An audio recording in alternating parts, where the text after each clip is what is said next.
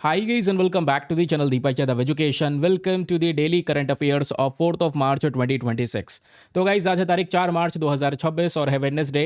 आज की तारीख से जितने भी मोस्ट इंपॉर्टेंट करंट अफेयर्स बनेंगे वो सभी के सभी करंट अफेयर्स इस सेशन के अंदर हम लोग कवर करेंगे प्रॉपर डिटेल्स के साथ। And one of the most important जो चीज़ है इस पूरे लेक्चर की वो है टेस्ट। आप याद रखिएगा वीडियो के लास्ट में आपको एक टेस्ट दिया जाएगा, छोटा सा एमसीक्यू बेस्ड टेस्ट। वो इसी लेक्चर के आधार पे तैयार हुआ है। पूरे लेक्चर को अच्छे से सुनिएगा, हर एक आर्टिकल्स को अच्छे से पढ़िएगा, जिससे कि लास्ट में आप टेस्ट को सही तरीके से अटेम्प्ट कर पाओगे। जो भी आपका स्कोर आएगा उसको नीचे कमेंट सेक्शन में लिख के जाना। मैं रोज़ लोगों के नाम देख रहा हूँ, चेक कर रहा हूँ रेगुलर बेसिस पे कौन कौन टेस्ट को अटेम्प्ट कर रहा है, तो आप लोगों के बारे में पता चलेगा कि कौन कौन सीरियसली यहाँ पर इन लेक्चर्स को ले रहा है। क्योंकि आप लेक्चर को थोड़ा सा पढ़िएगा, देखिएगा, आगे बढ़कर समझिएगा। बहुत ज़्यादा मेहनत की जाती है इन पूरे कंटेंट को रेडी करने में। One of the best content provide करवाने की मैं अपनी पूरी कोशिश कर रहा हूँ, समझाने के लिए बहुत इजी वे में, ज़्यादा से ज़्यादा फोटोज़, हर एक चीज़ का इस्तेमाल किया जा रहा है। और ये सारे पीडीएफ वगैरह आपको टेलीग्राम पर मिल जाते हैं। करना क्या है, टेलीग्राम पर जाना, दीपक यादव एजुकेशन यूपीएससी आपको लिख देना है, टेलीग्राम चैनल मिल जाएगा। 75,000 से ज़्यादा लोग वहाँ पर जुड़ चुके हैं। जुड़कर अपने सभी लेक्चर के पीडीएफ को यहाँ से आप लोग डाउनलोड कर पाओगे। तो चलिए शुरुआत करते हैं। वैसे थोड़ा सा समय निकाल लेना आज का दिन, ऑब्वियस सी बात है, आज त्यौहार है। पहले तो हैप्पी होली, आप सभी लोगों को होली की हार्दिक शुभकामनाएं। लेकिन साथ ही साथ में मैं आप लोगों से बोलना चाहूँगा, देखो त्यौहार है, सेलिब्रेट करना बनता है। ऑब्वियस सी बात है, आप पूरे साल में लगे पड़े हो पढ़ाई में, जितने भी फेस्टिवल आते हैं सेलिब्रेट करो, लेकिन थोड़ा सा उस दिन अपना टाइम जो है वो अपने पढ़ाई को भी डेडिकेट कर दिया करो। इसके पीछे का एक रीज़न है। रीज़न यह है, जैसे फॉर एग्जांपल आपने पिछले 3 महीनों में लगातार अपने प्लान के साथ में काम किया है, बहुत सारी चीज़ें आपने अचीव की हैं, स्केड्यूलिंग बेसिस पे आपने पढ़ाई करी है, और अब मान लो जैसे कल या फिर पूरा दिन आज का चला गया, फिर कल फिर दिमाग फिर बोलेगा कि भाई एक दिन और रेस्ट ले लो, फिर दिमाग फिर कहेगा थोड़ा सा और रेस्ट लेते हैं। तो इस तरीके से दोस्तों जो स्केड्यूल है वो बिगड़ना शुरू हो जाता है। तो इसलिए बोल रहा हूँ, थोड़ा सा पर्टिकुलर टाइम निकाल लेना, जिससे कि आपका जो माइंडसेट आपने बना के रखा है वो चलता रहे। आपको ऐसा ना लगे कि कल मेरी पढ़ाई छूट गई है या आज मेरी पढ़ाई छूट गई है। थोड़ा थोड़ा समय, मैं ये नहीं कह रहा पूरा दिन जैसे आप लगातार पढ़ रहे हो आज भी पढ़ो, नहीं, त्यौहार सेलिब्रेट करो, उसके साथ साथ थोड़ा सा टाइम अपने स्टडीज़ को ज़रूर से डेडिकेट करना। चलिए बहुत हो गई बातें, शुरुआत करते हैं आज के अपने न्यूज़पेपर एनालिसिस को, आज के सेशन को।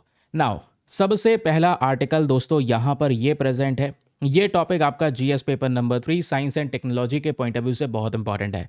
पहले तो बताना कि कलर इसका कैसा लग रहा है आपको पीपीटी का।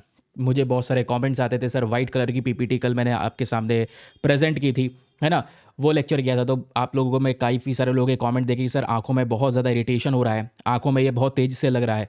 ठीक है, कोई कोई अपने डेस्कटॉप में देख रहा है तो फिर उसमें और तेज़ यहाँ पर लाइट लग रही है। तो अब यहाँ पर बताना कि आपके आंखों में ज़्यादा इरिटेशन तो नहीं हो रहा है इस पर्टिकुलर कलर के बेसिस पे। चलिए आज का जो हमारा सबसे पहला आर्टिकल है ये बात करता है अल्मा टेलीस्कोप के बारे में। एक टेलीस्कोप है दोस्तों, ये साउथ अमेरिका की जो एक कंट्री है चिली, देखो वापस से ये चिली न्यूज़ में आ चुका है। वेरी वेरी इंपॉर्टेंट कंट्री, मुझे लगता है इस साल यूपीएससी यहाँ से सवाल पूछ लेगा। तो यहाँ पे चिली के अंदर एक डेजर्ट है जिसको बोलते हैं एटाकामा डेजर्ट।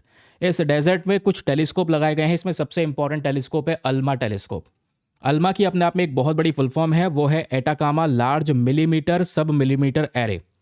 ये क्या करता है, हाई क्वालिटी की इमेजेस को कैप्चर करने का काम करता है। टेलीस्कोप का काम ही भाई ये है कि अंतरिक्ष को ऑब्जर्व करना, यूनिवर्स से बहुत सारी डिटेल्स निकाल कर हमारे सामने प्रोवाइड करवाना।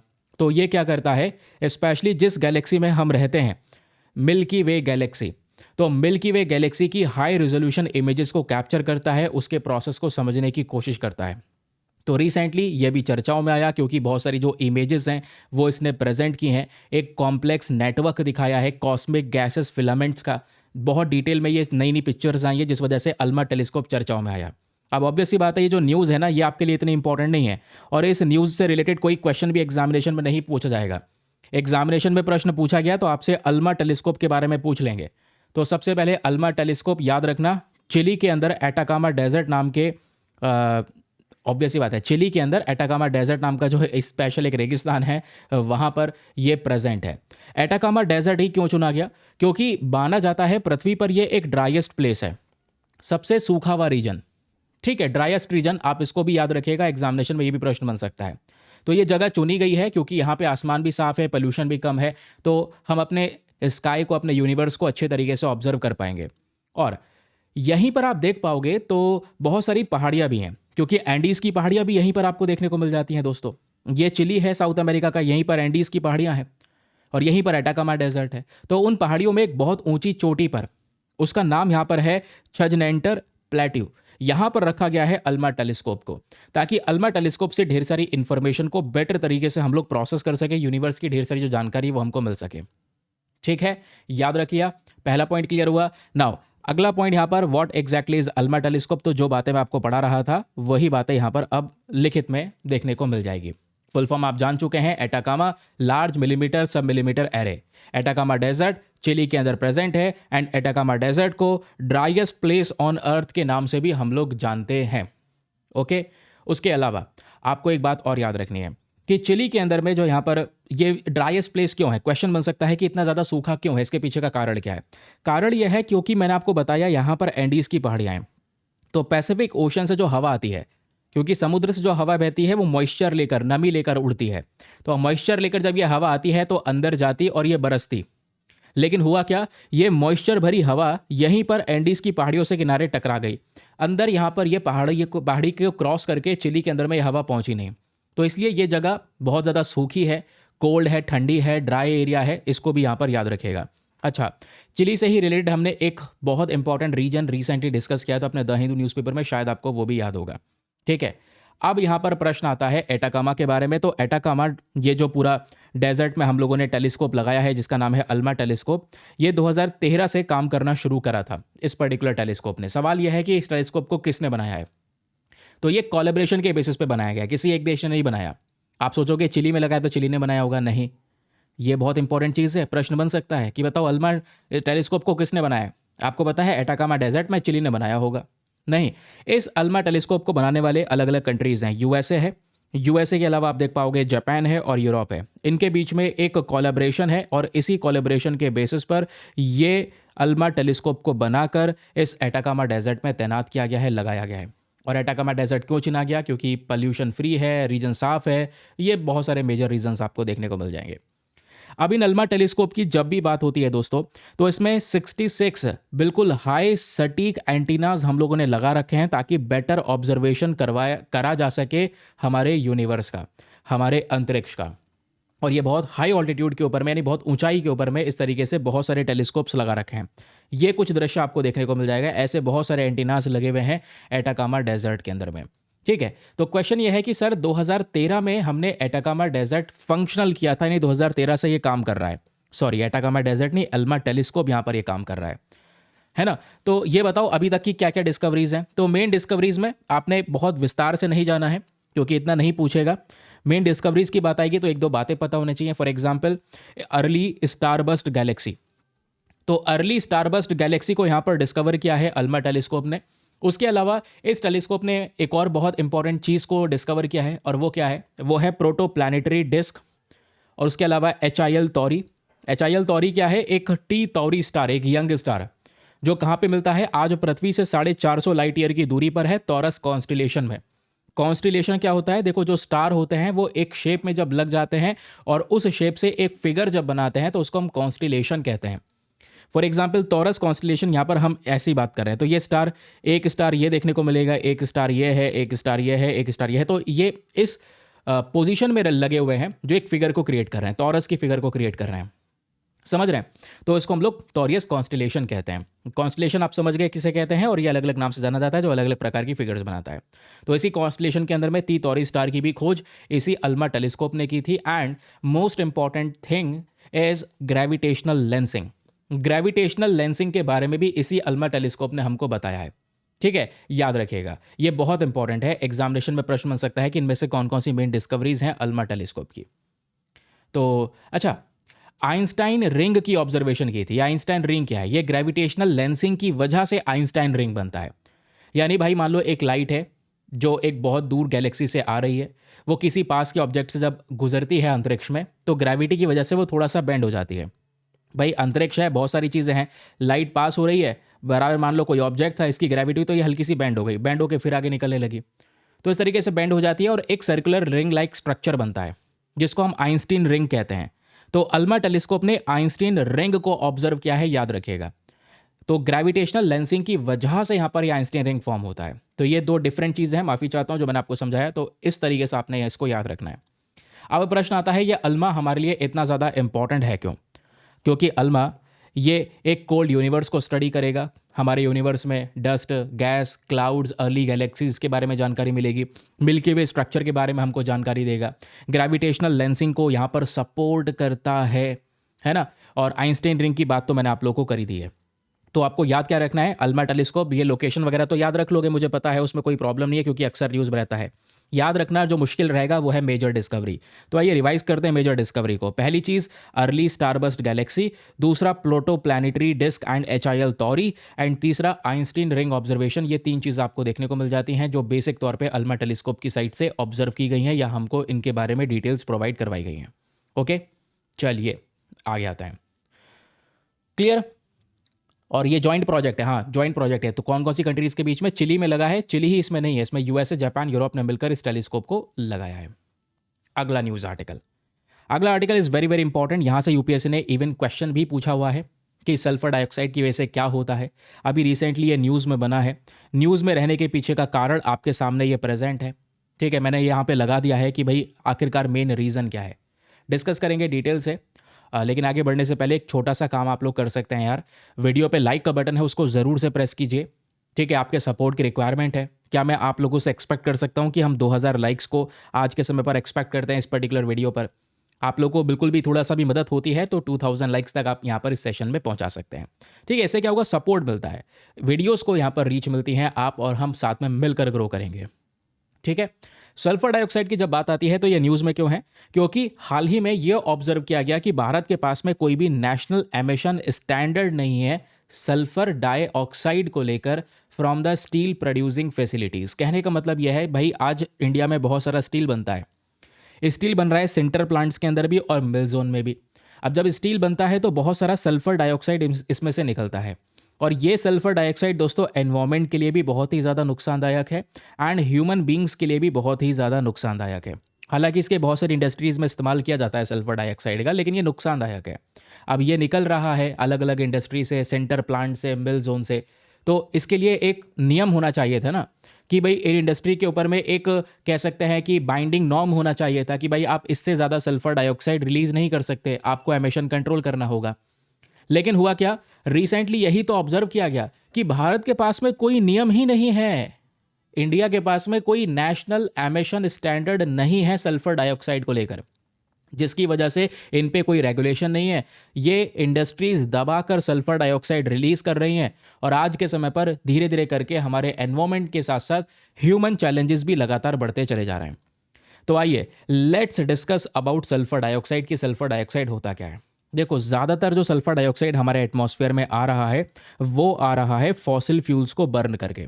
जो भी हमारे पावर प्लांट के अंदर में कोयला वगैरह जलाया जाता है उससे हमें सल्फर डाइऑक्साइड मिलता है। फॉर एग्जांपल आपको कोयले की जब बात करते हैं तो कोयले में कार्बन भी है, सल्फर भी है, जलाओगे तो सल्फर रिलीज होगा। उसके अलावा छोटे छोटे सोर्सेस हैं जहाँ से सल्फर रिलीज होता है। For example industrial process, metal को हम ओर से अलग करते हैं, उस दौरान सल्फर निकलता है। ज्वालामुखी विस्फोट होता है, उसमें से सल्फर रिलीज होता है। Locomotive, ships, other vehicles, heavy equipments, ठीक है, ये सब चीज़ें आपको देखने को मिल जाती हैं जहाँ पे सल्फर बहुत ज़्यादा निकलता है। तो इसके लिए एक नियम सेट होना ज़रूरी है क्योंकि ये बहुत ही ज़्यादा घातक साबित हो सकता है। घातक कैसे साबित हो सकता है, आइए ज़रा वो भी डिस्कस कर लेते हैं कि सल्फर डाइऑक्साइड का मेन डेफिनेशन क्या है। ये एक गैसियस एयर पोल्यूटेंट है, याद रखना, ठीक है। एयर पोल्यूटेंट का एक मेन सोर्स है, वायु प्रदूषण का सोर्स गैस है एक, और जब गैस है तो इसमें कौन कौन सी दो चीज़ें आती हैं, इसमें ऑक्सीजन भी है और सल्फर भी है। ये दोनों मिलकर क्या बन जाता है, ये बन जाता है SO2, that is sulphur dioxide. अब क्वेश्चन ये है यहाँ पर ये बनता कैसे है, हाउ इज इट फॉर्म्ड। ये होता है जब सल्फर कंटेनिंग फ्यूल्स, कहने का मतलब यह है कि हम बात कर रहे हैं कोयले की, हम बात कर रहे हैं पेट्रोलियम ऑयल की, हम बात कर रहे हैं डीजल की, तो ये चीज़ें अगर जलेंगी तो जलने के बाद में क्या होगा, ढेर सारा सल्फर रिलीज होता हुआ नजर आएगा क्योंकि इन सभी चीज़ों में सल्फर प्रेजेंट है। और जब सल्फर रिलीज होगा तो धीरे धीरे करके ये क्या करेगा, हमारे एनवायरमेंट को डिस्टर्ब करेगा। डिस्टर्ब क्यों करेगा, क्योंकि पहले सल्फर की प्रॉपर्टी को सुनो। सल्फर डाइऑक्साइड दिखता कैसा है, ये दोस्तों एक प्रकार का मतलब आप कह सकते हैं जब इस पर प्रेशर डालोगे ना तो लिक्विड फॉर्म में कन्वर्ट हो जाता है। यानी पानी में आराम से मिक्स हो सकता है। इसमें स्मेल बहुत ही ज़्यादा बुरी बदबू आती है, इसको ऐसा कह सकते हैं। इसका कोई कलर नहीं है, लेकिन ये सल्फर डाइऑक्साइड जहरीला बहुत होता है। अब क्वेश्चन यह है, हमने डिस्कस तो कर लिया सल्फर डाइऑक्साइड क्या होता है और कहाँ से निकलता है, लेकिन ये बताओ उसके मेन सोर्सेज कौन कौन से हैं, कौन कौन सी इंडस्ट्री है जहाँ से सल्फर डाइऑक्साइड आज के समय पर एमिट होता है। और यही मैं दोस्तों आपको बता दूं, इंपॉर्टेंट पार्ट है। यूपीएससी स्टेटमेंट दे देकर आप लोगों से क्वेश्चन पूछेगा कि बताओ इनमें से कौन कौन से सेक्टर्स है जहाँ से सल्फर डाइऑक्साइड रिलीज होता है। समझे? तो आइए, सबसे पहले फॉसिल फ्यूल्स को जब जलाओगे तब सल्फर रिलीज होगा, यानी कोयले बेस्ड थर्मल पावर प्लांट्स हो गए। इंडस्ट्रियल एक्टिविटीज़ की बात करेंगे तो कॉपर स्मेल्टिंग, मेटल प्रोसेसिंग या स्टील मैन्युफैक्चरिंग, ये प्रोसेस हैं जहाँ से सल्फर रिलीज होता है ना। इसमें वो सिंटर प्लांट्स वगैरह आप लोगों से दे सकता है क्योंकि अभी के समय पर न्यूज़ में है। फिर जो ये सल्फर है ये प्रोड्यूस होता है कैसे, सल्फर को बर्न करके। सल्फर डाइऑक्साइड जो है ये बनता है सल्फर को बर्न करके, आयरन पायराइड को बर्न करके या कॉपर पायराइड को जब हम लोग प्रोड्यूस करते हैं तब भी यहाँ पर जो सल्फर डाइऑक्साइड है ये रिलीज होता है। तो रिलीज होने के रीजन या सोर्सेज बहुत सारे हैं। ये तो जितने भी ऊपर के सोर्सेज हमने डिस्कस किए हैं, these are the anthropogenic sources. And what are those? ये ह्यूमन मेड सोर्स कहलाते हैं, यानी इंसान यहाँ पर इनको कह सकते हैं एमिट कर रहा है, प्रोड्यूस कर रहा है, तो इसलिए एंथ्रोपोजेनिक वर्ड यूज़ किया जाता है। फिर आते हैं कुछ यहाँ पर नेचुरल सोर्सेज भी, तो इसको भी आप लोग ध्यान में रख सकते हैं। नेचुरल सोर्सेज की बात आती है तो सबसे पहले आता है वॉल्केनिक एरप्शंस, यानी जो लार्जेस्ट सोर्स है ग्लोबली वो है फॉसिल फ्यूल भाई। मेनली यहाँ पर कोयला, पेट्रोलियम, डीजल जलेगा तो इसी से सल्फर सबसे ज़्यादा रिलीज होता है। या फिर आप कह सकते हो जो ज्वालामुखी वगैरह फट रहा है उससे भी यहाँ पर बहुत सारा जो सल्फर है वो रिलीज हो रहा है। नेचुरल सोर्स वॉल्केनिक एरप्शन है, लेकिन जो मैन मेड सोर्स है एंथ्रोपोजेनिक है, ये ज़्यादा कॉन्ट्रीब्यूशन देता है। अब क्वेश्चन यह है, क्या सल्फर डाइऑक्साइड का सब बुराई बुराई है, कुछ अच्छाई नहीं है? अच्छाई भी है भाई। इतना ज़्यादा हार्मफुल होने के बाद भी, इतना ज़्यादा नुकसानदायक होने के बावजूद भी आज इस सल्फर डाइऑक्साइड के बहुत सारे इंडस्ट्रियल यूजेस हैं, अलग अलग इंडस्ट्रीज़ में इस्तेमाल किया जाता है। कौन कौन सी इंडस्ट्री में? मैन्युफैक्चरिंग केमिकल्स, जैसे सल्फ्यूरिक एसिड बनाने में इसका इस्तेमाल होता है। Paper pulping, metal processing and food preservation, food की प्रोटेक्शन रखने के लिए कि भाई लंबे समय तक जो खाना है वो सड़े ना, उसमें भी सल्फर का इस्तेमाल होता है, सल्फर डाइऑक्साइड का इस्तेमाल होता है। लेकिन अगर इसकी लिमिट क्रॉस होने लगती है तो इसी सल्फर डाइऑक्साइड के ढेर सारे इम्पैक्ट भी पड़ते हैं ऑन द ह्यूमन हेल्थ। ये मानव के लिए बहुत ही ज़्यादा खतरनाक भी साबित होगा। कैसे? सबसे पहले ये सल्फर डाइऑक्साइड हमारे रेस्पिरेटरी सिस्टम के लिए घातक साबित होगा। जब ये बॉडी में बहुत ज़्यादा इकट्ठा होगा तो इससे अस्थमा अटैक हो सकता है, ब्रोंकाइटिस हो सकता है, या सांस लेने में बहुत सारी डिफिकल्टीज हो सकती हैं। स्पेशल तौर पे ये सल्फर डाइऑक्साइड बच्चों के लिए, बुजुर्गों के लिए, या जो लंग के पेशेंट्स होते हैं जिनके फेफड़े में थोड़ा समस्या है, उनके लिए बहुत घातक होता है। फिर आती है बात एनवायरमेंटल इम्पैक्ट की, यानी कि ये तो इंसान पे असर डाल ही रहा है, एनवायरमेंट पे भी असर डालता है। क्योंकि दोस्तों यहाँ पर क्या होता है, यही सल्फर जब रिलीज होगा तो ये हमारे एटमॉस्फेयर में वाटर वेपर के साथ में कंबाइन होगा। जब कंबाइन होगा तो इससे सल्फ्यूरिक एसिड बन जाता है, और वही सल्फ्यूरिक एसिड बारिश बन के बरसता है, जिसको हम एसिड रेन कहते हैं। तो एसिड रेन के पीछे का कारण भी ये सल्फर डाइऑक्साइड है। और वही एसिड रेन अगर खेतों में बरसने लगे, जंगलों में बरसने लगे, तो इससे मिट्टी की क्वालिटी खत्म हो जाएगी, क्रॉप्स के ऊपर में नुकसान पहुंचना शुरू हो जाएगा। समुद्र के अंदर में जो एक्वाटिक इकोसिस्टम है, जो एक्वाटिक प्लांट्स और एनिमल्स की स्पीशीज़ हैं, वो डैमेज होना शुरू हो जाएंगे। समझ रहे हैं? और इसी एसिड रेन की वजह से आज क्या होता है, आज आप देख पाओगे मटेरियल डैमेज भी शुरू हो चुका है। ताजमहल के ऊपर में आपने देखा होगा उसका जो मार्बल वगैरह है वो पीला पीला सा पड़ रहा है। एसिड रेन इसके पीछे का कारण है। और एसिड रेन के पीछे का कारण क्या है? Sulphur dioxide. तो सल्फर डाइऑक्साइड एनवायरमेंटली किस तरीके से इंपैक्ट डाल सकता है वो आपने समझा। फिर इसके ढेर सारे क्लाइमेट इंपैक्ट्स भी देखने को मिलेंगे, यानी एटमॉस्फेरिक पोल्यूशन, एयर प्रदूषण को बढ़ाता है, ऑब्वियस सी बात है, क्लाइमेट पैटर्न्स को इन्फ्लुएंस करता है ये सल्फर डाइऑक्साइड। तो जो भी बातें मैंने आप लोगों को बताई हैं रिगार्डिंग दिस SO2, आप उसको रिवाइज कर सकते हैं थ्रू दीज रिविजन पॉइंटर्स। ठीक है, कि सल्फर डाइऑक्साइड क्या होता है, कैसे बनता है, major sources, industrial sources, natural sources, water में डिजॉल्व हो जाता है, और इससे कौन कौन सी समस्याएं एग्जैक्टली होती हैं। चलें आगे बढ़ते हैं अगले न्यूज़ आर्टिकल पर। ध्यान से सुनते चलना हर एक चीज़ों को, जो भी पढ़ा रहा हूँ बहुत काम की है। ये सब आपका एग्जाम के सिलेबस ओरिएंटेड है, कुछ भी फालतू नहीं मिलेगा। ये सब वो टॉपिक है जहां से भर भर के यूपीएससी ने पहले प्रीवियस ईयर क्वेश्चंस भी पूछे हुए हैं। ठीक है, चलिए अगला आर्टिकल बात करता है एलिजिबल मैन्युफैक्चर इंपोर्टर्स स्कीम के बारे में। तो ये टॉपिक इकोनॉमी का है। इससे पहले ज्योग्राफी डिस्कस किया, एनवायरमेंट डिस्कस किया, उससे पहले हमने साइंस एंड टेक डिस्कस किया। अब इकोनॉमी का टॉपिक है। आपके सामने ये न्यूज़पेपर का आर्टिकल दिख रहा होगा, ये लगा दिया गया है। इसमें बात हो रही है EMI स्कीम के बारे में। ये EMI वो नहीं है, ये EMI है एलिजिबल मैन्युफैक्चरर इंपोर्टर। यानी भारत के अंदर में बहुत सारे इंपोर्टर और एक्सपोर्टर हैं। ठीक है, जो एक्सपोर्टर है यहाँ से सामान बाहर दूसरे कंट्रीज में बेचता है, इंपोर्टर बाहर से सामान अपने देश के अंदर में परचेज कर रहा है। लेकिन ये जो इंपोर्टर होते हैं, इन इंपोर्टर को कुछ अलग प्रकार की यहाँ पर छूट दी गई है इस एलिजिबल मैन्युफैक्चर इंपोर्टर स्कीम के अंदर में। समझ रहे हैं ना? तो अभी एक बहुत बड़ा चेंज आया है। चेंज क्या आया है, यह है आपके सामने खबर। आइए फटाफट इस खबर को समझते हैं। एक बॉडी है हमारे देश में जिसको बोलते हैं CBIC, central board of indirect taxes and customs इसको कहा जाता है। इन्होंने एक बहुत ही डिटेल्ड गाइडलाइन जारी की है, और ये जो गाइडलाइन है दोस्तों, ये एलिजिबिलिटी कंडीशंस को लेकर है, एप्लीकेशन प्रोसेस को लेकर है, एंड ऑपरेशनल प्रोसीजर को लेकर है। कहने का मतलब यह है कि भारत में जितने भी इंपोर्टर हैं, जो सामान बाहर से इंपोर्ट कर रहे हैं, ठीक है, फिर उसके बाद बेचते हैं हमारे देश के अंदर में, तो उनके लिए चीज़ें थोड़ी सी आसान की जा रही है। क्योंकि अभी तक क्या होता है, अभी तक ये होता है, कोई भी इंपोर्टर अगर सामान इंपोर्ट करता है तो ऑन द स्पॉट जैसे ही उसने जो सामान मंगाया है वो अगर बंदरगाह पे पहुंचा तो वहां पे उसको कस्टम ड्यूटी देनी पड़ती है। आपको पता है ना भाई, जो इंपोर्टर होता है उसको कस्टम ड्यूटी पे करनी पड़ती है, टैक्स एक तरीके से आप कह सकते हैं वो पे करना पड़ता है, इंपोर्ट टैक्स आप इसको कह सकते हैं। तो हाथों हाथ देना होता है। तो अभी दोस्तों क्या हुआ है, जो बॉडी है जिसका नाम है CBIC, इन्होंने छूट दी है। छूट ये दी है कि जितने भी भारत के अंदर में एलिजिबल मैन्युफैक्चरर्स हैं, जो नियम के तौर पे ऑथोराइज्ड मैन्युफैक्चरर इंपोर्टर्स हैं, जो सामान को इंपोर्ट कर रहे हैं अपने देश के अंदर में, उनको छूट ये दी जाएगी। क्योंकि ऑब्वियसली बात है, इंपोर्ट कर भी रहे हैं, मैन्युफैक्चरिंग भी कर रहे हैं, तो देश में मैन्युफैक्चरिंग सेक्टर को भी बढ़ावा दे रहे हैं और उनको पैसों की बहुत ज़्यादा ज़रूरत पड़ती है। तो हाथों हाथ यहाँ पर क्या होता है, जैसे ही वो सामान मंगाते हैं तो अभी तक कस्टम ड्यूटी हाथों हाथ देनी पड़ती थी, लेकिन इस EMI स्कीम के तहत एक विश्वास के आधार पे उस मैन्युफैक्चरर इंपोर्टर को हम सहायता करेंगे। कैसे? हम उससे ये कह रहे हैं कि भाई जैसे ही तुम्हारा सामान पोर्ट पर आएगा, बंदरगाह पे आएगा, आपको इमीडिएटली हाथों हाथ ये कस्टम ड्यूटी देने की ज़रूरत नहीं है। आप टाइम लो अपना, आराम से पूरे महीने का टाइम ले सकते हैं, उसके बाद आराम से जब जुगाड़ हो जाए तब ये कस्टम ड्यूटी पे कर लेना। इससे क्या होगा, आपके पास में पैसा है तो रहेगा, आप उससे अपने बिजनेस में लगा सकते हैं, मैन्युफैक्चरिंग सेक्टर को आगे बढ़ा सकते हैं। तो ये EMI स्कीम के अंदर में एक बेनिफिट प्रोवाइड करवाया जा रहा है। ये काम पहले भी होता था। जो पहले होता था, ये deferred payment of import duty rule 2016 के तहत होता था कि तुरंत कस्टम ड्यूटी हमें नहीं देनी है, पेमेंट डेफर कर दिया जाता है कि भविष्य में दे देना, आराम से मंथली बेसिस पे दे देना, हाथों हाथ देने की ज़रूरत नहीं है। तो अभी EMI स्कीम को भी इसमें फ़ायदा दिया जा रहा है। EMI स्कीम में भी यहाँ पर क्या हो रहा है कि जितने भी भारत के अंदर एलिजिबल मैन्युफैक्चरर्स हैं, जो ऑथोराइज हैं, जिसको सर्टिफिकेशन वगैरह सब मिला हुआ है, वो अपना सामान मंगाएं और कस्टम ड्यूटी हाथों हाथ ना दें, आराम से मंथली बेसिस पे दे देना। बाद में अभी आपके पास में हाथ में पैसा रहेगा तो आप अपने इंडस्ट्री में लगा सकते हैं, मैन्युफैक्चरिंग सेक्टर में लगा सकते हैं। तो ये मेन पर्पज़ है।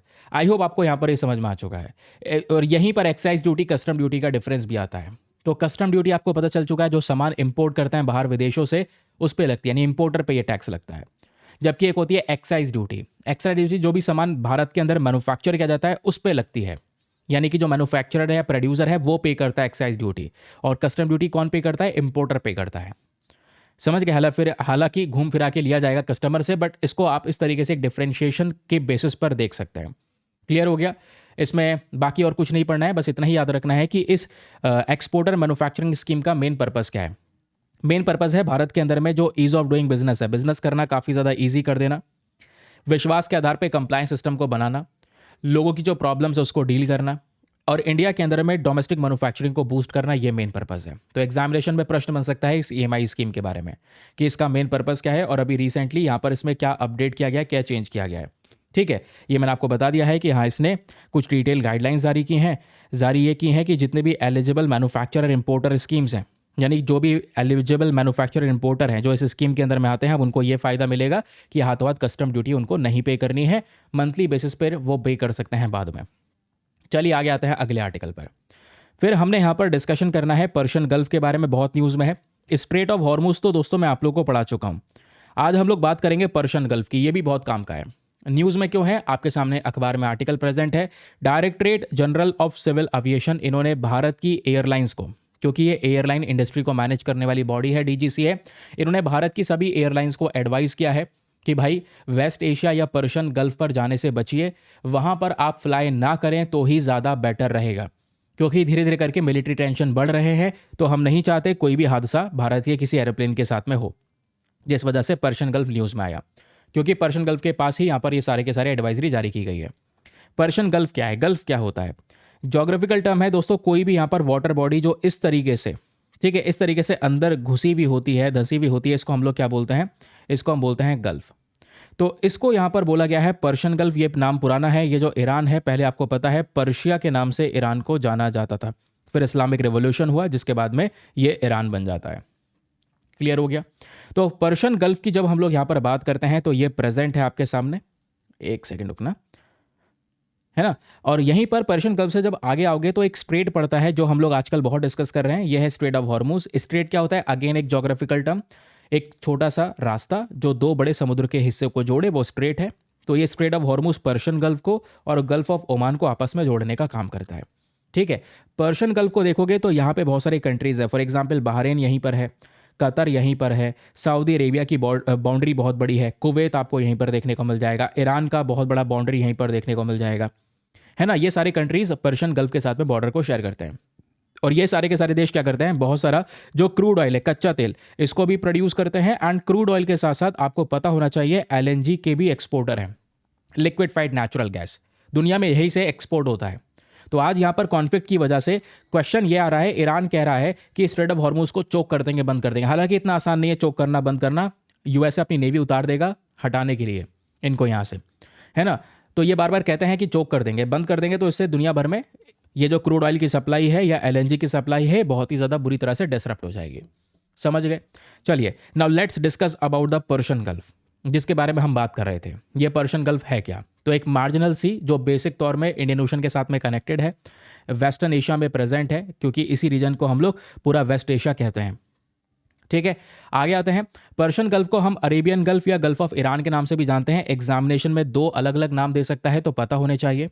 लोकेशन आपको पता चल चुका है। आसपास की कंट्रीज़ की बात करेंगे तो ये सारी कंट्रीज़ आपको देखने को मिल जाती हैं। इसके नॉर्थ ईस्ट और नॉर्दर्न ईस्टर्न रीजन में है ईरान, यानी ये पर्शियन गल्फ है, तो इसके नॉर्थ में आपको ईरान देखने को मिलेगा। उसके अलावा आप साउथ और साउथ ईस्ट में देखोगे तो ओमान और यूएई है। यहाँ पर आप देख पाओगे ये रहा ओमान और ये रहा United Arab Emirates. Then south west और वेस्ट में देखोगे तो कतर है, सऊदी अरेबिया है, और उसके अलावा बहरीन आपको यहाँ पर देखने को मिल जाता है, छोटा सा आइलैंड कंट्री। नॉर्थ वेस्ट में देखेंगे तो यहाँ पर इराक भी है जो पर्शियन गल्फ के साथ बॉर्डर को शेयर करता है। एंड देन कुवैत भी आपको देखने को यहाँ पर मिल जाता है। अब एक बहुत काम की चीज़ मैं आप लोगों को समझाना चाहता हूँ, तो उसको ध्यान से सुनना। पर्शियन गल्फ में एक खास बात है जो हम लोग चीज़ें कभी स्किप कर देते हैं, और प्रोबेबिलिटी है कि भाई यहाँ से प्रश्न बन जाए। स्किप क्या कर देते हैं? ये जो जगह आपको दिख रही है ना, इसमें लिखा हुआ भी है, इसका नाम है शत अल अरब। शत अल अरब बेसिक तौर पे एक डेल्टा है। जैसे आप देखते हैं सुंदरबन डेल्टा, बहुत सारी नदियाँ आकर आपस में मिलती हैं एक जगह पर, बहती हैं, फिर उसके बाद बंगाल की खाड़ी में गिरती हैं। तो ये भी एक डेल्टा है, और इस डेल्टा में दो इंपॉर्टेंट रिवर्स हैं। यहाँ पे याद रखिएगा, एक रिवर आपके सामने दिख रही है यूफ्रेट रिवर्स। ये यूफ्रेट रिवर है जो आकर इसी शत अल अरब में मिलती है, और दूसरी है तिग्रिस रिवर। तिग्रिस रिवर भी यहाँ पर आती है और डेल्टा फॉर्म होता है, उसके बाद में आकर ये इसी पर्शियन गल्फ में गिरते हैं। ठीक है, तो ये दो इंपॉर्टेंट रिवर्स यहाँ से आती हैं, जो बहुत छोटी बात है लेकिन एग्जामिनेशन में प्रश्न बन सकता है, और हम सोचेंगे यार ये कहाँ से पूछ लिया गया, तो पता होना चाहिए इसके बारे में। ठीक है, तो ये रहा वो पूरा का पूरा जो चीज़ मैंने आपको बताई है कि वेस्टर्न साइड में देखोगे तो ये जो पर्शियन गल्फ है ये कनेक्ट है शत अल अरब डेल्टा के साथ में। और शत अल अरब डेल्टा की जब बात आती है तो यहाँ पे दो इंपॉर्टेंट रिवर हैं, यूफ्रेट्स और तिग्रिस, ये मिलकर इस डेल्टा को फॉर्म करते हैं, और ये दोनों नदियाँ फिर पर्शियन गल्फ में आकर गिरती हैं। ये भी आप लोगों से प्रश्न पूछ सकता है। नाउ अब बात आती है इसके इंपॉर्टेंट कोस्ट लाइन के बारे में। ये याद रखने की जरूरत नहीं है। आइलैंड देख सकते हैं, आइलैंड है बहरीन, है ना। यहाँ पर देखोगे तो बहरीन, ये रहा बहरीन, एक छोटा सा कंट्री आइलैंड जो पर्शियन गल्फ में प्रेजेंट है, लेकिन बहरीन से भी बड़ा एक आइलैंड है, पता है? कहोगे कहाँ है यार, कहीं दिख तो नहीं रहा।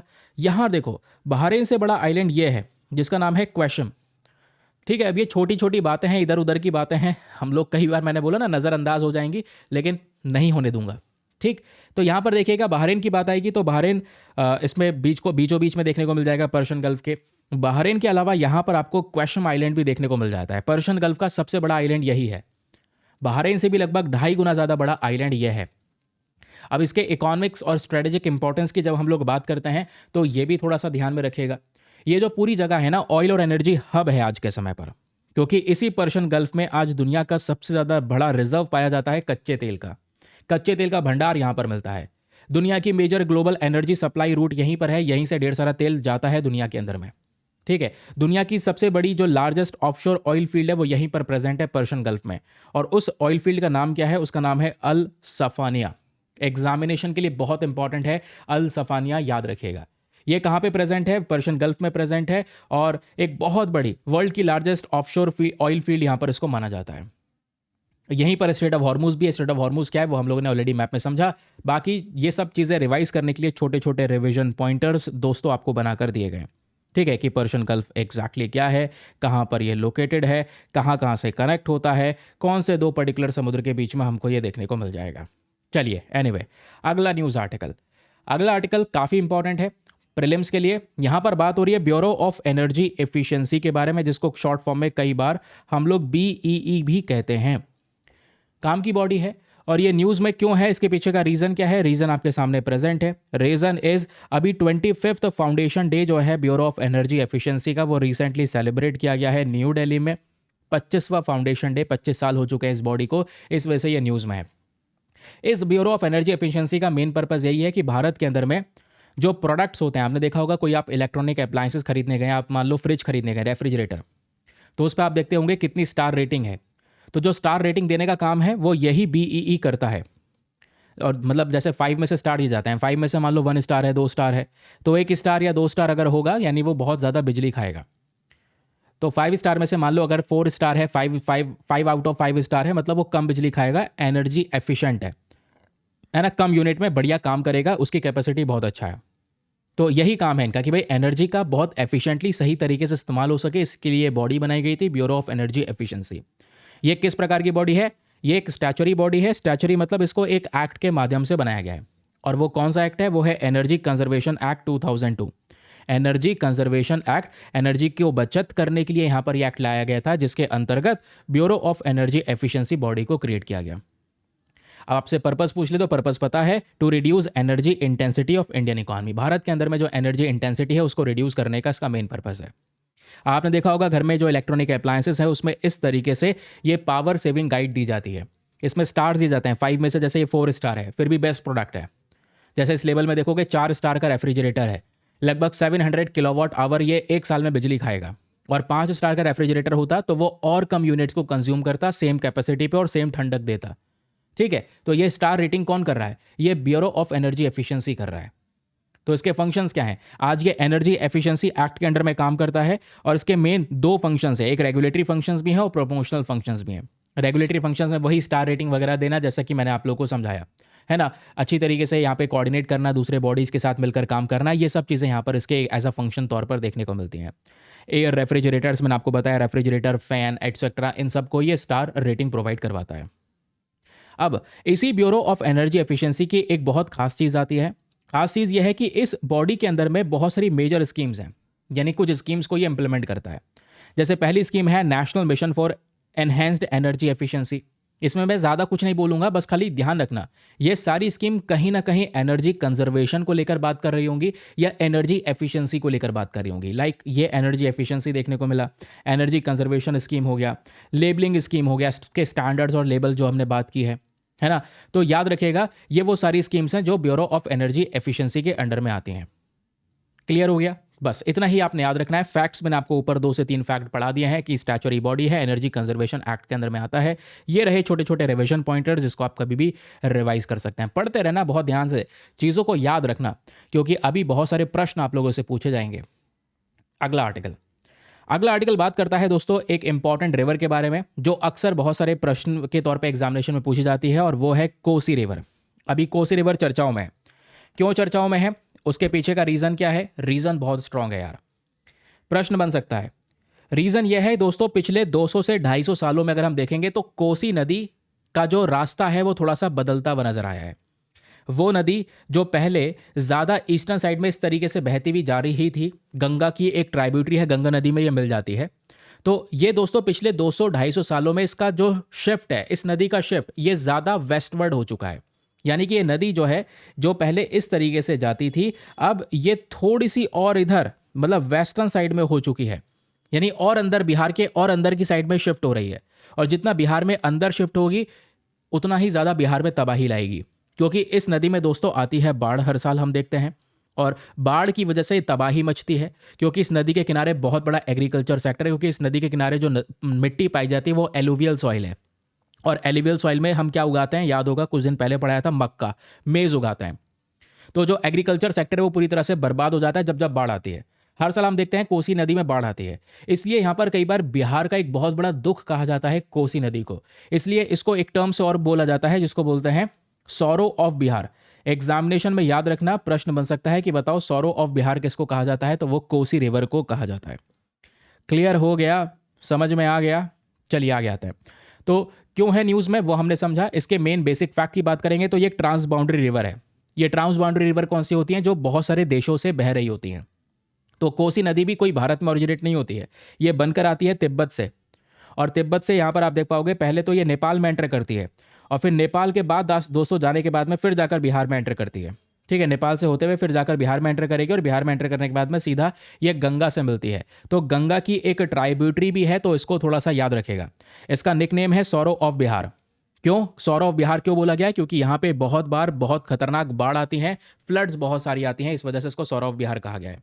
ठीक है, तो सौरो ऑफ बिहार क्यों कहा जाता है? क्योंकि यहाँ पर एनुअल फ्लड्स आते हैं, हर साल हम देख पाते हैं कोसी नदी में एक भयंकर बाढ़ आती है, और बाढ़ की वजह से यहाँ पर मैंने बताया कि बहुत सारा तलछट फैल जाता है, फ्लड डैमेज होते हैं, agriculture sector, infrastructure, human settlements पूरी तरह से डैमेज होने लगते हैं। अब क्वेश्चन है course of the Kosi river. ये जो नदी है कोसी नदी, ये बहती कहाँ से है? ये हमने देख लिया मैपिंग में। उसके अलावा ये नदी जो है दोस्तों, ये बनती है 3 नदियों को मिलाकर, सन कोसी, अरुण कोसी, तमरु कोसी। ये तीनों मिलकर यहाँ पर कोसी को फॉर्म करती हैं। फिर यहाँ पर ये बहती भी आती है तिब्बत नेपाल से होती हुई, सीधा इंडिया में एंटर करती है और जाकर गंगा में मिल जाती है। ठीक है, तो क्लियर हो गया। चलिए आगे आते हैं। अब यहाँ पर इसका शिफ्टिंग कोर्स हमने समझा, पिछले 250 सालों में इसका जो कह सकते हैं कि रास्ता है वो थोड़ा सा चेंज हो रहा है। ये थोड़ा सा और बिहार के अंदर की तरफ फैलती चली जा रही है, जबकि थोड़ा सा बिहार की बाहर इसको फैलना था। ये देखो बाहर की साइड फैलती तो इस तरीके से आते हुए नीचे बे ऑफ बंगाल में गिर जाती है। अभी ये थोड़ी सी अंदर की तरफ शिफ्ट हो रही है धीरे धीरे करके। पिछले 200-250 सालों में एक बहुत बड़ा चेंज आया है, ऐसा बोला जा रहा है। अच्छा, कोसी की नदी की भी अपने आप में कुछ ट्राइब्यूटरीज हैं। ट्राइब्यूटरीज क्या होती हैं? सहायक नदियाँ, समझ रहे हैं? तो जैसे गंगा की सहायक नदी खुद कोसी है, उसके अलावा कोसी में भी छोटी छोटी नदियाँ आकर मिलती हैं, जैसे अरुण हो गया, सन कोसी हो गया, दुध कोसी हो गया, इंद्रावती हो गया। तो ये कोसी की ट्राइब्यूटरीज हैं। अब जो भी बातें बताई हैं उसको आप रिवाइज कर सकते हैं regarding this Kosi river through these revision pointers, कि ट्रांस बाउंड्री रिवर है। ट्रांस बाउंड्री रिवर कौन सी होती हैं? जो अलग अलग कंट्रीज़ के थ्रू बह रही होती हैं। गंगा की ट्राइब्यूटरी है, सौरो ऑफ बिहार कहते हैं, बनती कैसे है 3 इंपॉर्टेंट रिवर्स के जरिए। ये बेसिक बातें हो गई। ठीक है, छोटे छोटे रिविजन पॉइंटर जो आपको बहुत मदद करेंगे। चलिए अगला आर्टिकल आता है। अब यहाँ पर ये देखो क्या हो गया है, इसका फॉन्ट का कलर ही चेंज नहीं हुआ है। कोई बात नहीं, ये वाइट कलर में भी दिख रहा है, समझ में आएगा। ये यहाँ पर ये न्यूज़ का एक छोटा सा पैकेट लगाया था, लेकिन फॉन्ट का कलर यहाँ पर चेंज नहीं हुआ। Don't worry. आर्टिकल क्या कहता है? आर्टिकल बात करता है दोस्तों देवरीगढ़ वाइल्ड लाइफ सेंचुरी के बारे में। बहुत काम की न्यूज़ है। काम की न्यूज़ इसलिए है, यहाँ पर देखिएगा खबर क्या कहती है। खबर कहती है देवरीगढ़ वाइल्ड लाइफ सेंचुरी जो ओडिशा के अंदर में प्रेजेंट है, ये बहुत जल्दी 2 दिन का एक बहुत बड़ा फेस्टिवल होस्ट करेंगे। और वो फेस्टिवल कौन सा है? इंडियन बाइसन फेस्ट को यहाँ पर होस्ट करने वाला है। जो भारत में बाइसन पाया जाता है, जिसको हम इंडियन गौर कई बार बोलते हैं, और इंडियन गौर को बोला जाता है most muscular animal in the world. उसकी मांसपेशियां, उसके मसल्स इस तरीके से डेवलप हुए हुए हैं उस जानवर के, जो हमने कई बार डिस्कस भी किया है। तो 2 दिन का इंडियन बाइसन फेस्ट होगा, उसका 2nd एडिशन होने वाला है, जिस वजह से यहाँ पर ये चर्चाओं में है देवरीगढ़ वाइल्ड लाइफ सेंचुरी। अब ये देवरीगढ़ वाइल्ड लाइफ सेंचुरी ही क्यों चर्चाओं में है? क्योंकि दोस्तों यहाँ पर ये जो इंडियन बाइसन गौर होता है ना, ये इंडियन बाइसन गौर इसी देवरीगढ़ वाइल्ड लाइफ सेंचुरी के अंदर में पाया जाता है। That is why. अब क्वेश्चन यह है, आप लोगों से इतना पूछ लेगा ये वाइल्ड लाइफ सेंचुरी कहाँ पर है भाई? ये वाइल्ड लाइफ सेंचुरी ओडिशा में प्रेजेंट है, हीराकुंड डैम के पास में। हीराकुंड डैम के फैक्ट आप लोग रटते हैं हर बार, ये ज्योग्राफी में ही पढ़ेंगे। Hirakud dam is the longest dam in India, longest earthen dam in the world. Mahanadi river के ऊपर में हीराकुंड डैम को बनाया है। हीराकुंड डैम के पास में ही आपका कौन सा? Debrigarh wild life sanctuary present है। ठीक है, क्लियर हो गया, समझ में आ गया। चलिए आगे आते हैं। अब इसी पर्टिकुलर सेंचुरी के अंदर मैंने बताया इंडियन बाइसन, इंडियन गौर पाया जाता है। अब ये जो इंडियन बाइसन, इंडियन गौर है, इसको हम लोग गौर कहते हैं, है ना। एक बहुत बड़ी वाइल्ड कैटल स्पीशी आपको ये देखने को मिल जाती है। ये मिलता कहाँ कहाँ पर है? जैसे आप ये फोटो देख रहे हैं ना, मैंने बोला ना ये मोस्ट मैस्कुलर स्पीशी है, मोस्ट मैस्कुलर कैटल की स्पीशी वर्ल्ड के अंदर में पाई जाती है। वैसे ये फोटो इसकी एआई जनरेटेड बट कुछ ऐसे ही मिलता जुलता ये वीडियो आपने देखा होगा इंडियन बाइसन का, पिछले कुछ समय पर सर्कुलेट भी हुआ था। तो ये इंडियन बाइसन कहाँ कहाँ पर पाया जाता है, आइए इसके डिस्ट्रीब्यूशन को थोड़ा सा समझते हैं क्योंकि ये बहुत काम का है। सबसे पहला है साउथ ईस्ट एशिया और south Asia. South east Asia और साउथ एशिया के अंदर में बाइसन मिलता है, यानी भारत के आसपास के पड़ोसी देश जो मलेशिया, इंडोनेशिया, इन सब रीजन्स की हम लोग यहाँ पर बात कर रहे हैं। और सबसे इंपॉर्टेंट होता है कोई भी स्पीशी न्यूज़ में है तो उसका आयुसीएन स्टेटस जरूर से पढ़कर जाया करो।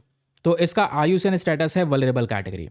ठीक है, तो इतना ही आपको याद रखना है, यही आप लोगों से पूछा जा सकता है कि सबसे ज़्यादातर प्रजाति इसकी कहाँ पर मिलती है, देवरीगढ़ वाइल्ड लाइफ सेंचुरी में। और देवरीगढ़ वाइल्ड लाइफ सेंचुरी कहाँ पर प्रेजेंट है दोस्तों, तो ये हमारे ओडिशा में देखने को मिल जाती है। ओडिशा में स्पेशली जो हीराकुंड डैम है उसके जस्ट पास में ही Debrigarh wild life sanctuary present है। ठीक है, ये 2-3 फैक्ट्स हो गए, आई होप आपको ये क्लियर हो चुका होगा। नाउ अगला आर्टिकल एंड आज का हमारा आखिरी टॉपिक, बहुत काम का, बहुत इंपॉर्टेंट। रिसेंटली जो वेस्ट एशिया के अंदर में एक कॉन्फ्लिक्ट फैला हुआ है, इस कॉन्फ्लिक्ट के दौरान एक मिसाइल चर्चाओं में है जिसका नाम है टोमाहॉक मिसाइल। प्रीलिम्स के लिए बहुत काम का है, आप देख पाओगे ये पूरा सेशन ही प्रीलिम्स ओरिएंटेड ज़्यादा है। टोमाहॉक मिसाइल के बारे में बात करेंगे, ये एग्जैक्टली यहाँ पर न्यूज़ में क्यों बना हुआ है, रीज़न क्या है। रीज़न यह है क्योंकि अमेरिका ने हाल ही में बताया कि जो भी अभी अटैक हुए हैं ईरान में, उसमें अमेरिका ने टोमाहॉक मिसाइल का इस्तेमाल किया था। ये टोमाहॉक मिसाइल एक प्रकार की क्रूज मिसाइल है, याद रखिएगा। अब आपको बैलिस्टिक वर्सेस क्रूज मिसाइल के बीच का डिफरेंस मैंने तो आपको समझा रखा है, नहीं पता है तो थोड़ा सा वेट करो, मैं आपको समझाता हूँ। दोस्तों क्रूज मिसाइल कौन सी होती है कि मान लो यहाँ पर ये लॉन्च साइट है जहाँ से मिसाइल को लॉन्च करना है और ये हमारा टारगेट है जहाँ पे हमें मिसाइल दागनी है। तो क्रूज मिसाइल इस तरीके से ग्राउंड से पहले ऊपर उठेगी और फिर उसके बाद में जाकर अपने टारगेट को हिट करेगी, यानी ये एटमॉस्फेयर के भीतर भीतर रहेगी, एटमॉस्फेयर के अंदर ही अंदर रहकर अपने टारगेट को हिट करेगी। जबकि जो बैलिस्टिक मिसाइल होती हैं, हमने बैलिस्टिक मिसाइल के बारे में भी ये बातें पढ़ी हुई हैं। ये क्या होती है, इसमें मान लो ये लॉन्च साइट है और ये हमारा टारगेट है। तो जो मिसाइल है ये पहले मिसाइल ऊपर जाता है, ध्यान में रखिएगा, एटमॉस्फेयर से बाहर निकलता है, फिर ग्रेविटी की पावर का इस्तेमाल करके आके अपने टारगेट को सीधा ये हिट करता है। तो ये बैलिस्टिक मिसाइल का पूरा एक पाथ आपको देखने को मिल जाएगा and this is the difference between cruise missile and the ballistic missile. यहाँ पर जो टोमाहॉक मिसाइल की जब बात हो रही है तो ये किस प्रकार की मिसाइल है, तो दोस्तों ये मिसाइल है केवल क्रूज मिसाइल नहीं है, ये है सब सोनिक क्रूज मिसाइल, याद रखेगा। अब आपने सब सोनिक, सुपरसोनिक ऐसे टर्म तो पढ़े होंगे। सब सोनिक मतलब क्या होता है, सब सोनिक मतलब होता है लेस देन माक 1। देखो माक मतलब होता है साउंड की स्पीड, कि ध्वनि की जो स्पीड है, मैं बोल रहा हूं तो आपको कितनी देर में जो सुनाई दे रहा है, ये जो साउंड की स्पीड है इसको बोलते हैं माक। और एक मार्क से ज़्यादा मतलब मार्क से ज़्यादा होगा तो यानी कि साउंड की स्पीड से ज़्यादा, 1 मार्क, 2 मार्क, 3 मार्क, इस तरीके से हाइपरसोनिक मिसाइल होती हैं। हाइपरसोनिक मिसाइल की जो स्पीड होती है वो 5 मार्क से ज़्यादा होती है, यानी जो साउंड की स्पीड है उससे 5 गुना ज़्यादा तेज़ी से वो चलता है। लेकिन सब सोनिक क्या होती है, ये 1 मार्क से कम स्पीड होती है, ध्यान में रखेगा, 1 मार्क से कम स्पीड। तो लगभग कितनी स्पीड यहाँ पर हम लोग कह सकते हैं, मतलब कुछ यहाँ पर 800 किलोमीटर के हिसाब से इसकी टोटल स्पीड है, 880 किलोमीटर के हिसाब से। ठीक है, याद रखिएगा। ये मैंने आपके सामने डिफरेंस दे रखा है माक के बारे में कि सबसोनिक का मतलब होता है माक 1.0 से कम स्पीड, फिर वैसे ही जो सुपरसोनिक होता है इसमें माक 1.0 से ज़्यादा स्पीड, और हाइपरसोनिक में माक 5 से ज़्यादा की जो स्पीड होती है वो हाइपरसोनिक हमारी मिसाइल्स होती हैं। टोमाहॉक किस प्रकार की मिसाइल है, ये सबसोनिक क्रूज मिसाइल है, याद रखिएगा। डिफेंस में ये चीज़ें पूछ ली जाती हैं। टोमाहॉक को हम कहाँ कहाँ से लॉन्च कर सकते हैं, टोमाहॉक को हम अपने वॉरशिप से भी लॉन्च कर सकते हैं, सबमरीन से भी लॉन्च कर सकते हैं, जहाज से भी लॉन्च कर सकते हैं, पनडुब्बियों से भी लॉन्च कर सकते हैं। ठीक है, एक वर्टिकल लॉन्चिंग सिस्टम से सीधा सीधा ये ऊपर जाएगा। तो हम समुद्र से लॉन्च कर सकते हैं, इसमें ये एक क्षमता है। लगभग ये कन्वेंशनल वॉरहेड को भी कैरी कर सकता है और ढेर सारे इकट्ठे बम को भी यहाँ पर ये कैरी कर सकता है, ये इसकी एक और खास बात है। तो ये टोमाहॉक के बारे में बात होगी। एग्जामिनेशन में प्रश्न बन सकता है कि बताओ टोमाहॉक किस प्रकार की मिसाइल है, बस इतना बनेगा प्रश्न। तो आपको पता है कि भैया टोमाहॉक एक लॉन्ग रेंज की सबसोनिक क्रूज मिसाइल है, इतनी बेसिक सी बात है। जब ये मिसाइल चलती है ना तो इसमें पता है खास बात क्या है, इसको इस तरीके से डिज़ाइन किया गया है, ये कर्व्ड पाथ में चलती है, सीधी सीधी नहीं जाएगी, ऐसे थोड़ा कर्व घूम के जाएगी। तो कई बार यहाँ पे आप कह सकते हो उसको हवा में मार के गिराना थोड़ा मुश्किल हो जाता है, क्योंकि सीधी सीधी आती तो हम अपना मिसाइल लॉन्च करते, इससे टकराती, हवा में काम खत्म, एयर डिफेंस सिस्टम। लेकिन यहाँ पर क्या है, ये कर्व होकर आती है, एक रास्ता घूम कर आती है, तो इसलिए थोड़ा सा यहाँ पर इसका एक्यूरेसी रेट बढ़ जाता है और इसको भेदना, हवा में भेदना थोड़ा सा हमारे लिए मुश्किल हो जाता है। तो ये बात हो गई टोमाहॉक के बारे में। आई होप आपको ये क्लैरिटी मिल चुकी है और आज के सेशन के मोस्ट इंपॉर्टेंट आर्टिकल्स आपने कवर कर लिए हैं। इवन आज की तारीख के, आज 4 मार्च के इंपॉर्टेंट टॉपिक्स आपके कवर हो चुके हैं। एग्जामिनेशन में यहाँ से कोई भी प्रश्न आ गया ना, आप बहुत आराम से सॉल्व कर पाओगे, आपको कोई भी किसी प्रकार की तकलीफ नहीं होगी। इसके बाद जो सेशन अपलोड होता है वो द हिंदू एनालिसिस होता है। अभी हम वो द हिंदू एनालिसिस भी करेंगे, पूरा न्यूज़पेपर कवर करेंगे। उसमें हम थोड़ा थोड़ा मेंस के पर्सपेक्टिव से भी चीज़ों को देखते हैं। यहाँ पर तो हम प्रीलिम्स रिलेटेड चीज़ें ज़्यादा कवर कर रहे हैं, ठीक है। तो आइए एक प्रैक्टिस शीट मैं आपको दे रहा हूँ, इसको डीपीपी कह लो, प्रैक्टिस शीट कह लो। आप इस प्रैक्टिस शीट को यहाँ पर देखिए और समझिए और इन क्वेश्चंस के आंसर दीजिए नीचे कमेंट सेक्शन में। समय आ चुका है, अपने कमेंट सेक्शन को ओपन करिए। क्वेश्चन नंबर 1 पढ़ाऊंगा, मैं आप लोगों से आंसर पूछूंगा, आंसर सारे छिपे हुए हैं, आपको भर देना है। मैं चाहता हूं, आप लोगों से रिक्वेस्ट है कि ज़्यादा से ज़्यादा लोग इन प्रैक्टिस के अंदर में पार्टिसिपेट करें, जिससे मुझे भी कॉन्फिडेंस आएगा और मैं रेगुलर बेसिस पे आपके लिए ज़्यादा कंट्रीब्यूट कर पाऊंगा। चलिए let's start. Question number 1। Question number 1 बात करता है अल्मा टेलीस्कोप के बारे में। अल्मा टेलीस्कोप कौन से देश में लोकेटेड है, ज़रा बताएं। क्या ये यूनाइटेड स्टेट्स ऑफ अमेरिका में है, या जापान में है, या चिली में है, या फिर स्पेन में प्रेजेंट है। फिर क्वेश्चन नंबर 2 देखोगे तो ये बात करता है सल्फर डाइऑक्साइड। ये बात करता है sulphur dioxide is primarily responsible for the formation of, यानी कि जो सल्फर डाइऑक्साइड है ये रिस्पॉन्सिबल है किस चीज़ के लिए। क्या सल्फर डाइऑक्साइड की वजह से ओजोन होल होता है, या फिर एसिड रेन होती है, या सल्फर डाइऑक्साइड की वजह से फोटोकेमिकल स्मॉग होता है, या फिर इससे ग्रीन हाउस गैस इफेक्ट्स होते हैं। बताएं नीचे कमेंट सेक्शन में। क्वेश्चन नंबर 3 लिखो और उसका आंसर बताना नीचे कमेंट सेक्शन में। क्वेश्चन नंबर 3 बात करता है एलिजिबल मैन्युफैक्चरर इंपोर्टर स्कीम के बारे में, जो अभी हमने डिस्कस किया था कि ये जो एलिजिबल मैन्युफैक्चरर इंपोर्टर स्कीम है ये प्राइमरीली अलाउ करता है हमारे मैन्युफैक्चरर्स को, हमारे मैन्युफैक्चरर को इजाज़त देता है किस चीज़ की। ऑप्शन नंबर ए कि वो पेमेंट को रोक सकते हैं, अपनी कस्टम ड्यूटी के पेमेंट को, जो सामान इंपोर्ट करते हैं उस पर कस्टम ड्यूटी को रोक सकते हैं, आगे भविष्य में पे कर सकते हैं। सेकंड, जो इंपोर्ट गुड्स है वो ड्यूटी फ्री परमानेंटली हो जाएगा इनके लिए। या फिर ऑप्शन नंबर सी, जो एक्सपोर्ट गुड्स हैं वो बिना डॉक्यूमेंटेशन के ये सामान को एक्सपोर्ट कर सकते हैं, या फिर जो जीएसटी पेमेंट्स हैं इनको अवॉइड कर सकते हैं। तो बताएं दोस्तों ये जो पर्टिकुलर स्कीम है ये मैन्युफैक्चरर्स को कौन सा फायदा प्रोवाइड करवाती है। तो क्वेश्चन नंबर 3 आपके सामने ये प्रेजेंट हुआ। आते हैं क्वेश्चन नंबर 4 की तरफ। तो क्वेश्चन नंबर 4 कहता है which of the following river drain into the Persian Gulf through the Shatt al Arab delta. Very very important.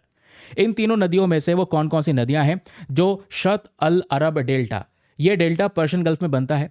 तो पर्शियन गल्फ में मतलब इस डेल्टा के जरिए पर्शियन गल्फ में इन तीनों में से कौन सी नदियां आकर खाली होती हैं। पहला है तिग्रिस, दूसरी यूफ्रेट्स एंड तीसरी नाइल। तो बताएं तीनों में से कौन सा स्टेटमेंट सही है, या तीनों में से कौन कौन सी नदियां हैं। Option number A 1 only, option number B 1 and 2 only, option number C 2 and 3 only, या फिर ऑप्शन नंबर डी तीनों के तीनों स्टेटमेंट यहां पर सही है, या तीनों के तीनों रिवर्स आकर गिरती हैं पर्शियन गल्फ में।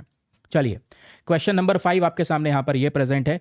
क्वेश्चन नंबर 5 बात करता है ब्यूरो ऑफ एनर्जी एफिशिएंसी के बारे में। तो ब्यूरो ऑफ एनर्जी एफिशिएंसी जो ये बॉडी है इसको एस्टेब्लिश किया गया है अंडर विच एक्ट, किस एक्ट के अंदर में इस बॉडी को बनाया गया है, ये आप लोगों से प्रश्न है। तो ऑप्शन नंबर ए इलेक्ट्रिसिटी एक्ट 2003, या फिर एनवायरमेंटल प्रोटेक्शन एक्ट 1986, या फिर एनर्जी कंजर्वेशन एक्ट 2001, या नेशनल ग्रीन ट्राइब्यूनल एक्ट 2010। जल्दी जल्दी बताएं नीचे कमेंट सेक्शन में। फिर उसके बाद आपके सामने है question number 6, very very important. प्रश्न नंबर 6 किस चीज़ के बारे में बात करता है, ये कहता है द कोसी रिवर, जिसको कई बार हम सौरो ऑफ बिहार भी कहते हैं, is the tributary of which river. Kosi river जो सौरो ऑफ बिहार कहा जाता है ये कौन सी नदी की सहायक नदी है, गंगा की, ब्रह्मपुत्रा की, यमुना की, या महानंदा की। तो जरा बताएं नीचे कमेंट सेक्शन में इसका सही उत्तर क्या होना चाहिए। नाउ क्वेश्चन नंबर 7 आपके सामने यहां पर यह प्रेजेंट है। प्रश्न बात करता है देवरीगढ़ वाइल्ड लाइफ सेंचुरी के बारे में, कि जो देवरीगढ़ वाइल्ड लाइफ सेंचुरी है ये कौन से राज्य के अंदर में लोकेटेड है। झारखंड में है, ओडिशा में है, छत्तीसगढ़ में है, या फिर वेस्ट बंगाल में है। फटाफट बताएं इसका आंसर, बहुत ईजी प्रश्न है ये। फिर आता है क्वेश्चन नंबर 8 आपके सामने।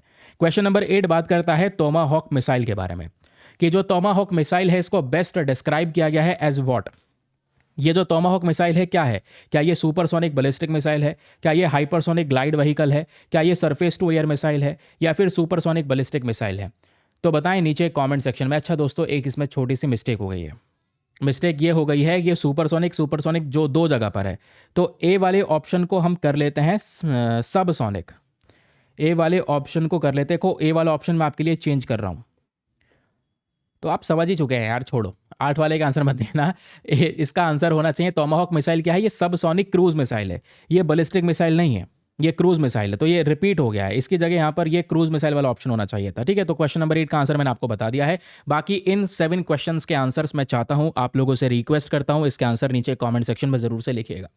ठीक है, सेशन कैसे लगा प्लीज़ अपने फीडबैक को ज़रूर से नीचे कमेंट सेक्शन में लिखिए, क्योंकि अब कोशिश है कि एक one of the best video आपको प्रोवाइड करवाया जाए, वो भी अर्ली मॉर्निंग में सुबह 6 बजे, high quality lecture with practice sheet, फिर टोटल रिविजन पॉइंटर, हर एक चीज़, और इवन पीडीएफ ये वाले पीडीएफ तो आपको फ्री ऑफ कॉस्ट मिलते हैं ना। द हिंदू वाला जो सेशन है वो हमारा पेड ग्रुप के अंदर में पीडीएफ मिलते हैं। ये वाले पीडीएफ आपको टेलीग्राम पर मिल जाते हैं।